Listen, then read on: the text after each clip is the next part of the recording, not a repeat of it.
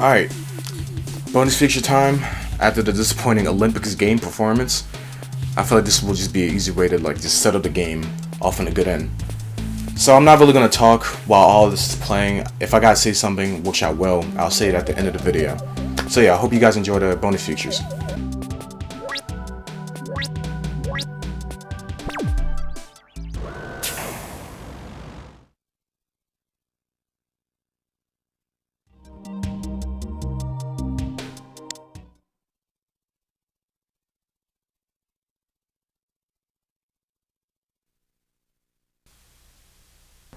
In the level Papu's Pyramid of Crash Team Racing, there's a hairpin turn at the end of the level that you can totally bypass by using this shortcut. Take a look. Keep in mind you're either going to need an Aku Aku or Uka Uka mask or a turbo boost to make it. Once you get the mask, save it for here. Right at the end of the wall, activate your mask and do a 180 turn over to the other side of the track. So there it is.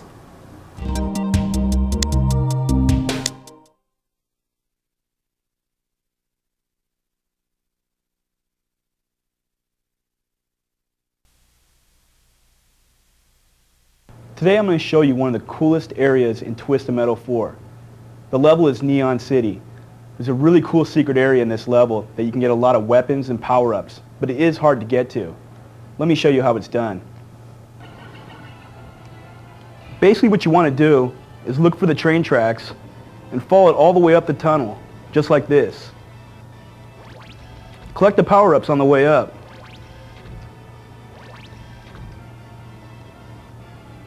When you get to the top, slow down a little bit, collect the health, and turn around.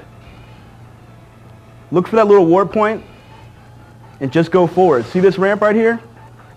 What you want to do is you want to turbo off this ramp into the room on the other side. Now that you're in this hidden room, what you want to do is you want to face this wall right here. Move forward on top of the helicopter launch pad. Now the helicopter will pick you up, will start taking you to a hidden area.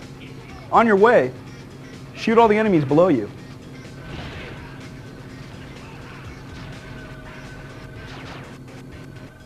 Once the helicopter's dropped you off, move forward into the secret area. Collect all the weapons and power-ups here. When you've gotten all the power-ups, go to the jump pad to exit the secret area. And that's how it's done.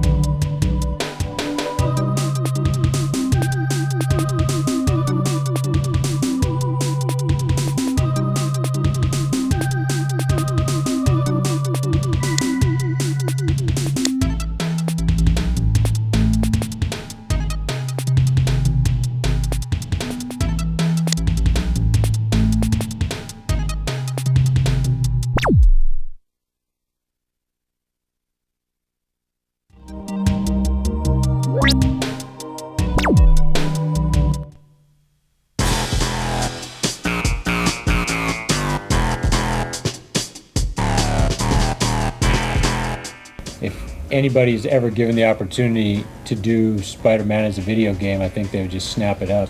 He is the superhero. I mean, the best superhero that you could ever come up with. I mean, plus he relates so much to who we were growing up as kids, having trouble with with girls and money, and then also being able to have all these cool powers, be able to swing around, wall crawl, super strength, spidey sense, the whole thing.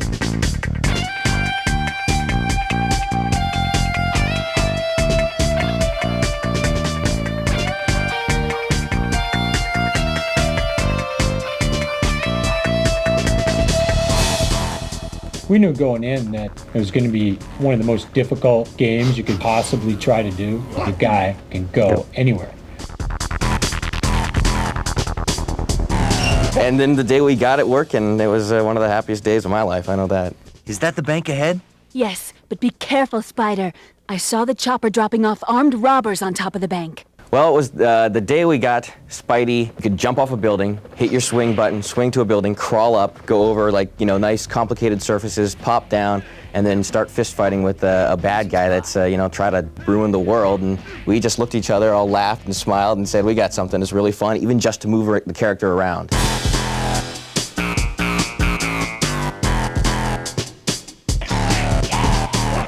I think the biggest aha was getting Spidey to like swing from building to building and have it be fun. Because we started with a lot of different steps, and it almost started off as a Spider-Man simulator at one point. You know, so I want to shoot my web up there, and then that'd make me, I think, swing in there. And like, no, that's not fun. Finally, like, no, what you want to do is be able to jump off a building, hit your button, swing to the next building. Stay right where you are, Spider-Man. If you were Spider-Man, you don't think about where you're going to have to stick your web so that you can swing to the next building. These guys won't let up. And as people get better and better at playing the game, they learn that they can actually hit the R2 button, swing towards a building, turn in the air to kind of release themselves from going straight to that building and just keep going. That was close.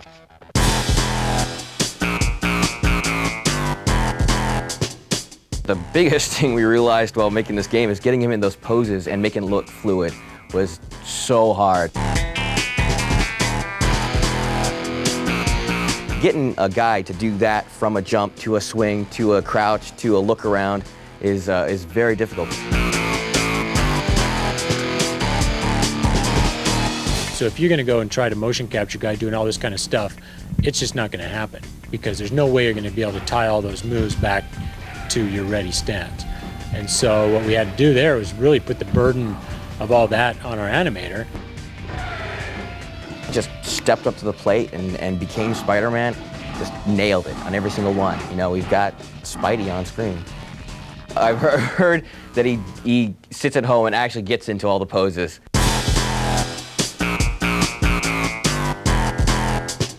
He totally kept us in line with making sure that everything was right for all the, what you call core Spider-Man fans that are out there. So we've got things in the game that only real live, true to life Spider-Man fans are going to pick up on. You've got, you know, the Fantastic Four's building there, you know, in the very first level you swing by. Throughout the game we're going to pepper it with just fun things that, you know, just the core people will know, but then also the people who don't know will be like, what is this? And then they might be interested in even learning more about it. And actually we're going to try to give them as much information as they need. Leave them alone, Chuckles. Butt out, Webhead. Spider-Man? I asked for the police and I get this? The cutscenes are essentially the driving force of the game. Your reward for getting through this level is to get to that next cutscene and see how the story is going to unfold. New York City Police Department, see and desist at once. Take down your arms and prepare to... We've really stuck to the book on almost every single thing, and we've tried to make it the, you know, perfect Spider-Man game. He does the right web stuff, he has the right attitude, he has the right quips that he makes. I'm sorry, guys. Am I late for the party? At this point, I'm really looking forward to finding out what people think. We're getting to that point, you know, in the process where we can completely see the end, and we got a pretty damn good feeling.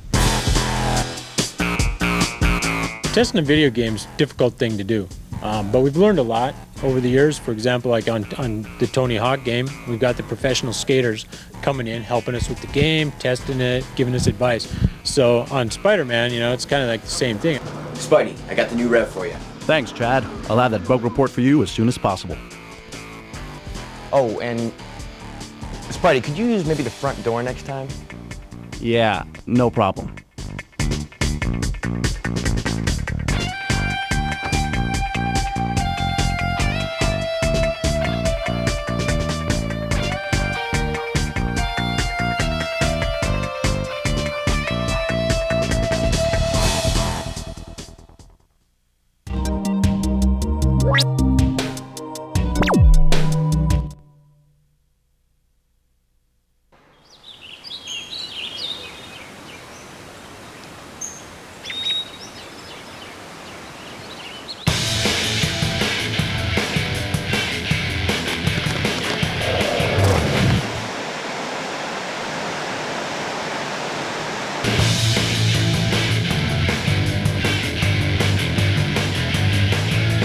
Vancouver, Canada. It's the gateway to thousands of miles of wilderness. It's also home to Slam City Jam, the North American Skateboard Championships. In nature, gravity rules. Things fall. But in skateboarding, everyone is trying to defy gravity as much as possible.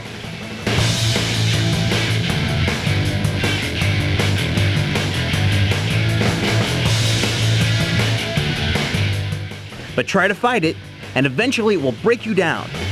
The difference between falling and flying is a matter of control.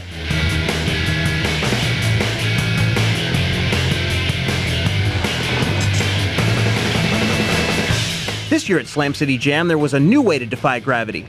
PlayStation kiosks were set up to introduce a new game called Grind Session. Grind Session is an awesome game. It's one of the best I've played so far in skateboarding. The levels are great. Lots of detail. I just pulled off this 360 and real nice grab on it, and I just didn't think I would land it, but it pulled it through at the end, so it was just awesome. You don't have to worry about the pain of having a wipeout. The game can really drive you to be a better skater. You can get on fire in that game when you get a lot of tricks, and I was just smoking it. Not only was Grind Session at Slam City Jam, but Slam City Jam is in Grind Session. You can skate the championship course for yourself. One of the people checking out Grind Session was Ed Templeton, who's one of the 6 pros featured in the game along with 4 amateur skaters. It was fun working with a game developer, working on the different tricks, and to make sure it was a quality game. And those guys really did a good job on making that really realistic. I've been skating for 15 years. It's hard to explain why I keep doing it. It's just a love thing. You just get up every morning and go, what can I do today? Oh, I guess I'm gonna go skate. And it's totally fun. It's the best thing you can ever do is to make a living out of the thing that you enjoy the most.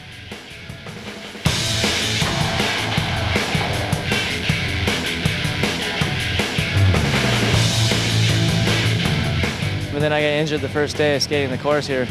Definitely not 100% right now. I thought yesterday that I wouldn't be able to skate at all, so I'm lucky to even be out there at all right now. Despite an injured heel, Ed Templeton beat gravity and won Best Trick in the Street Division.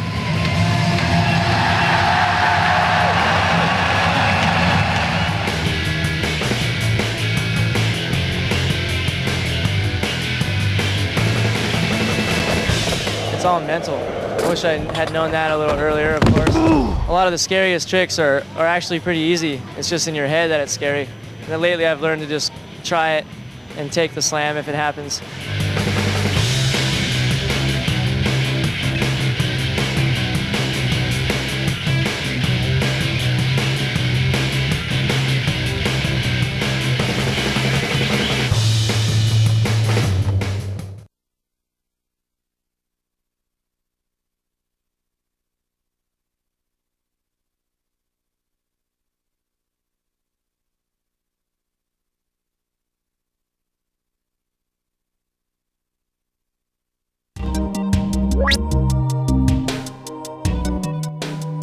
Wow, that was a pretty long one. Alright, that was the bonus features for Jampack.